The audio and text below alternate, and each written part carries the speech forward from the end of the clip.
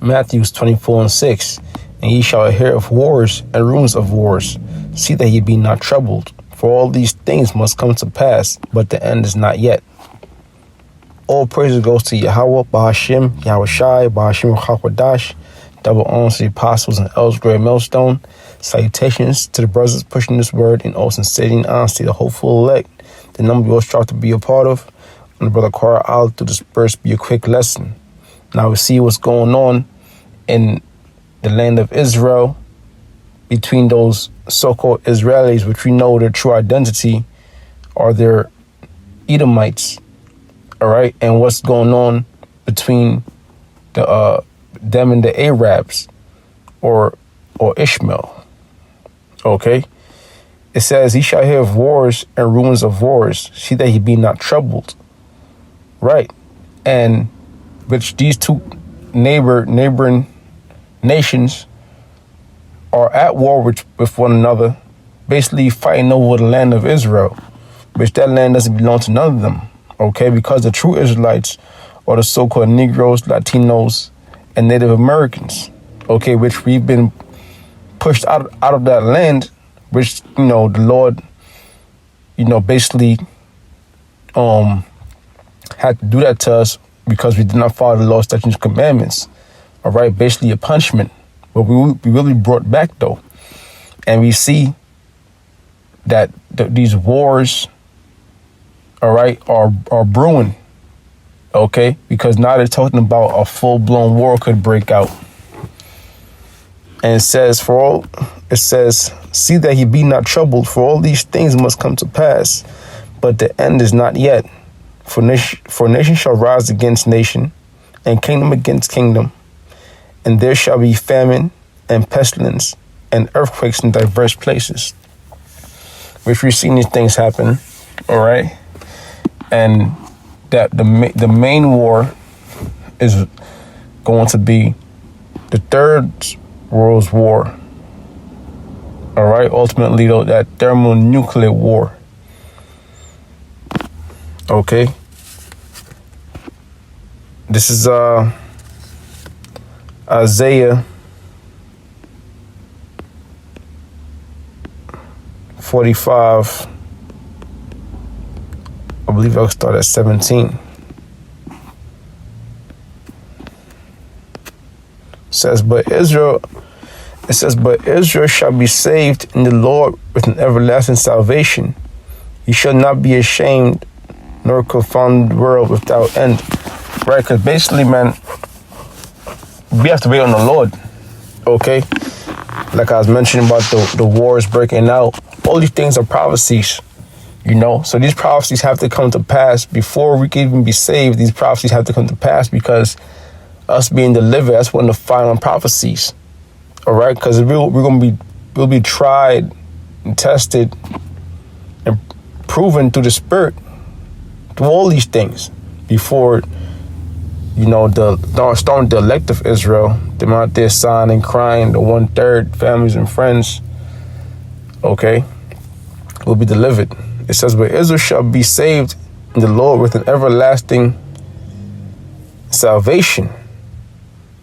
Ye shall not be ashamed nor confounded, world without end. Which, that can't be talked about now, because the people over there in Israel, they're being bombed. All right, men, women, children. Okay, no one's being spared. They're being bombed, they're being destroyed. And which they're returning fire, and they're doing the same thing. So it's actually a shame.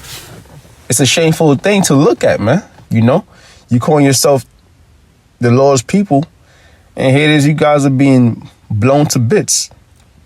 So what does that prove? That proves that the Lord is not dealing with those people, because they are not the true owners of that land.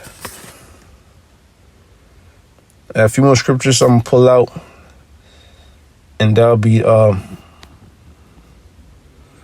end of the lesson. Ezekiel's 11 and 17. It It says, Therefore say, thus saith the Lord, power. I will even gather you from the people and assemble you out of the countries where ye have been scattered.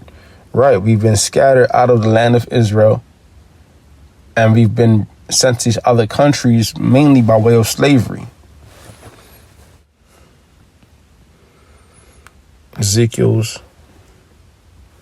11 and 17. It says, Therefore say, thus saith the Lord, power. I will even gather you from the people and assemble you out of the countries where ye have been scattered. Right, we've been scattered out of the land of Israel, and we've been sent to these other countries mainly by way of slavery. It says, countries where ye have been scattered, and I will give you the land of Israel. So there it is, man. The Lord's going to give us that land.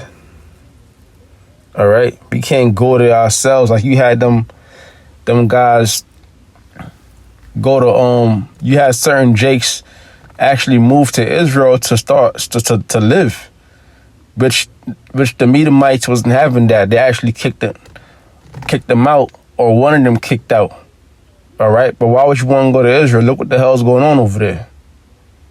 All right, because that, in no actuality, Israel has been defiled. All right, all sorts of wicked abominations have taken place in Israel, and Israel also has to be destroyed by nuclear missiles, but to be rebuilt.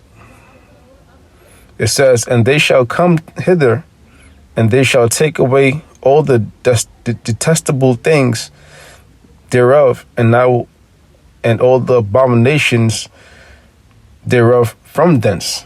Right, and even in Israel,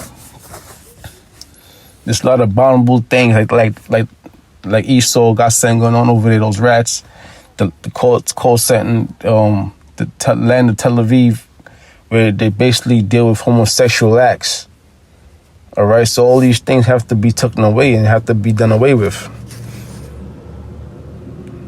Jeremiah 32 and 37. And that'll be the end of this lesson.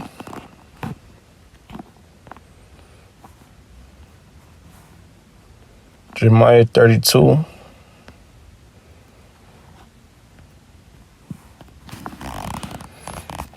Behold, I will gather them out of all countries, whither I have driven them in my anger, right, and in my fury. Like I was mentioning earlier, the Lord was angry with us, and He scattered us, and in great wrath, and I will bring them again onto this place, and I will cause them to dwell safely. Okay, there it is, man. So we waiting on the Lord. So that basically proves those guys over there in Israel aren't the real Israelites, man. Because if they were, they would be in peace. Matter of fact, the whole earth would be at rest, and they shall be my people, and I will be their power, and I will give them one heart and one way, that they may fear me forever, for the good of them and of their children after them. All right, that's basically it. Lord, this lesson has been edifying. I want to say all praise goes to Yahweh, Hashem, Yahushua, Hashem, Chakwadash, double honors the apostles and the elders, great millstone, citation.